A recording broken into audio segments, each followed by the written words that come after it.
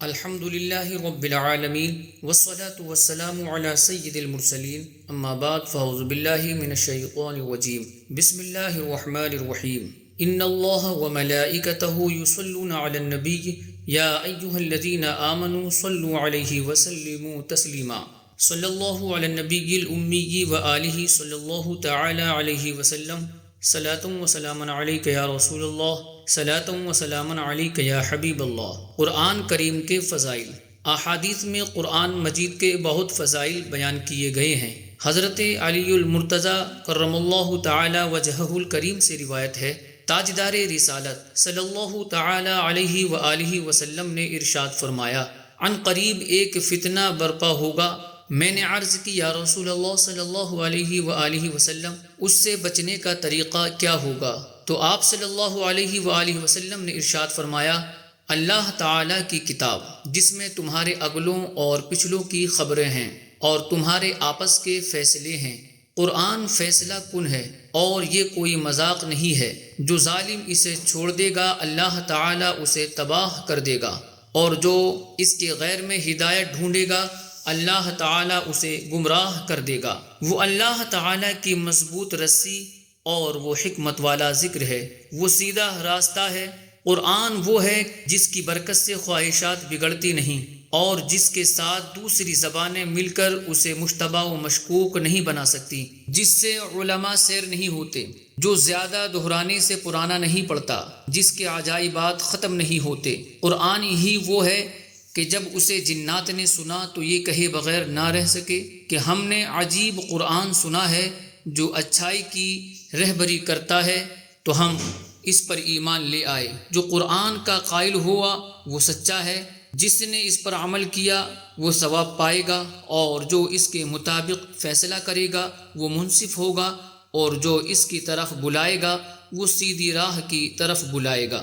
حضرت ابو سعید خدری رضی اللہ تعالی عنہ سے روایت، رسول اللہ صلی اللہ علیہ وسلم نے فرمایا، اللہ تعالی ارشاد فرماتا ہے، جس کو قرآن نے میرے ذکر اور مجھ سے سوال کرنے سے مشغول رکھا، اسے میں اس سے بہتر دوں گا جو مانگنے والوں کو دیتا ہوں۔ اور کلام اللہ کی فضیلت دوسرے کلاموں پر ایسی ہی ہے جیسی اللہ تعالی کی فضیلت اس کی مخلوق پر ہے۔ حضرت عبداللہ بن عمر رضی اللہ تعالی عنہ سے روایت ہے، رسول کریم صلی اللہ علیہ وآلہ وسلم نے ارشاد فرمایا، قیامت کے دن قرآن کو ایک شخص کی صورت عطا کی جائے گی، پھر اسے ایک ایسے شخص کے پاس لایا جائے گا جو قرآن کا عالم ہونے کے باوجود اس کے حکم کی مخالفت کرتا رہا۔ قرآن اس کی مخالفت کرتے ہوئے کہے گا، اے میرے رب تعالی، اس نے میرا علم حاصل کیا لیکن یہ بہت برا عالم ہے، اس نے میری حدود کی خلاف ورزی کی، میرے فرائض کو ضائع کیا، میری نافرمانی میں لگا رہا اور میری اطاعت کو چھوڑ دیا۔ قرآن اس پر دلائل کے ساتھ الزامات لگاتا رہے گا، یہاں تک کہ کہا جائے گا اس کے بارے میں تیرا معاملہ تیرے سپرد ہے۔ قرآن اس کا ہاتھ پکڑ کر لے جائے گا یہاں تک کہ اسے جہنم میں ایک چٹان پر اوندھے منہ گرا دے گا۔ پھر قرآن کو ایک ایسے نیک شخص کے پاس لایا جائے گا جو قرآن کا عالم تھا اور اس کے حکم کی بجا آوری کرتا رہا۔ قرآن اس کے بارے میں کہے گا، اے میرے رب تعالی، اس نے میرا علم حاصل کیا اور یہ بہترین عالم ہے، اس نے میری حدود کی حفاظت کی، میرے فرائض پر عمل کیا، میری نافرمانی سے بچتا رہا اور میری اطاعت کرتا رہا۔ قرآن دلائل کے ساتھ اس کی حمایت کرتا رہے گا یہاں تک کہ کہا جائے گا اس کے بارے میں تیرا معاملہ تیرے سپرد ہے۔ قرآن اس کا ہاتھ پکڑ کر اسے لے جائے گا اور اسے موٹے ریشم کا حلہ پہنائے گا، اس کے سر پر بادشاہی کا تاج سجائے گا اور اسے جنتی شراب کے جام پلائے گا۔ یہاں تک قرآن مجید کا تعارف، اس کی عظمتیں اور فضائل بیان ہوئے۔ اب قرآن پاک نازل کرنے کے 4 مقاصد ملاحظہ ہوں۔ نمبر 1، پوری امت کو اللہ تعالی کے عذاب سے ڈرانا۔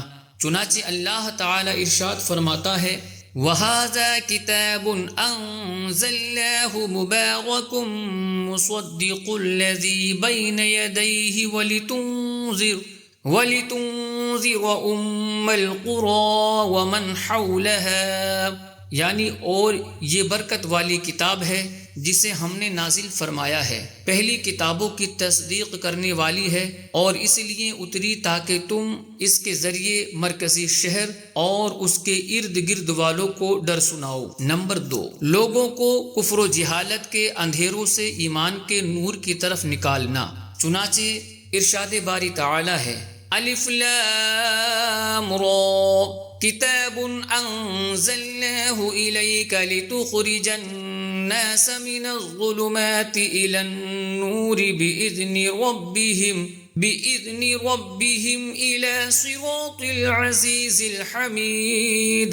الف لام را، یہ ایک کتاب ہے جو ہم نے تمہاری طرف نازل کی ہے تاکہ تم لوگوں کو ان کے رب کے حکم سے اندھیروں سے اجالے کی طرف، اس اللہ کے راستے کی طرف نکالو جو عزت والا خوبیوں والا ہے۔ نمبر 3، لوگوں تک اللہ تعالی کے احکامات پہنچانا اور ان کے اختلاف کا تصفیہ کرنا۔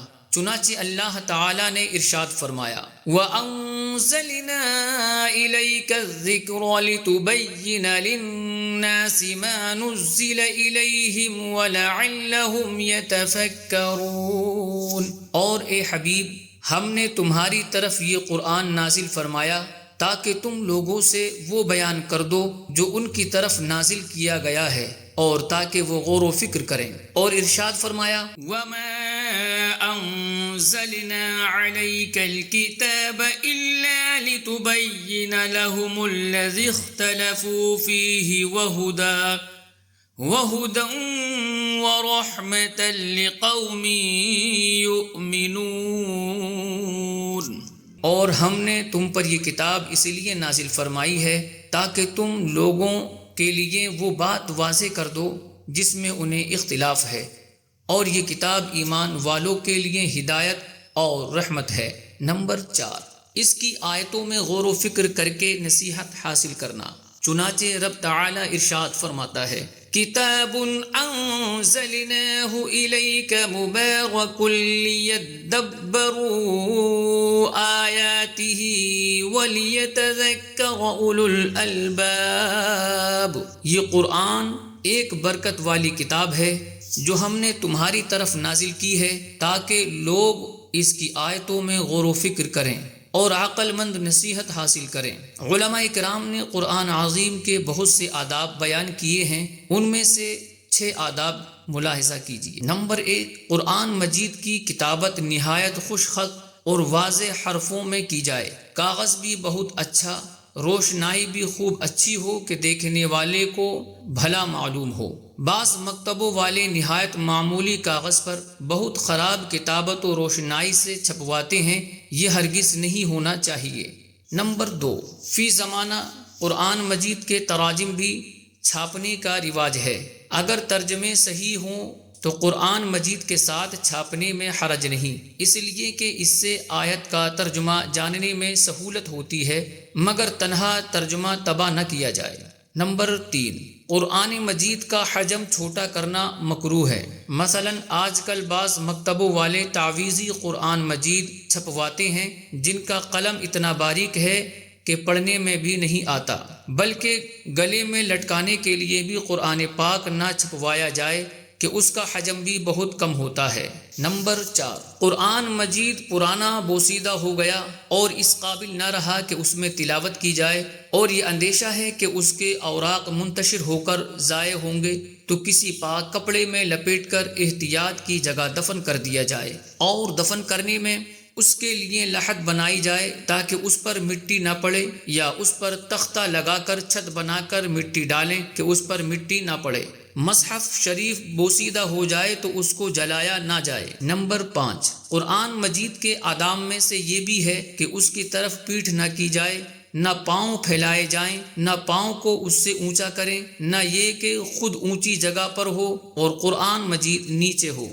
نمبر 6، قرآن مجید کو جزدان و غلاف میں رکھنا ادب ہے۔ صحابہ و تابعین رضی اللہ تعالی عنہم کے زمانے سے اس پر مسلمانوں کا عمل رہا۔ وما علینا الا البلاغ۔